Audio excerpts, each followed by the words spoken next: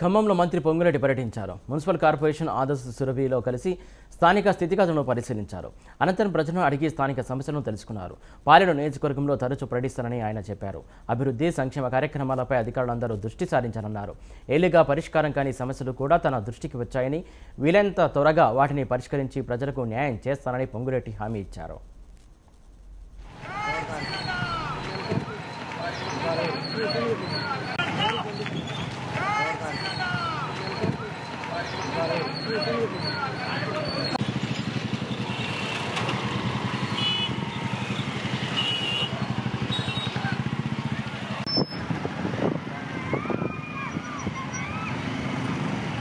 doctor बोल रहे हैं यार आओ तो कने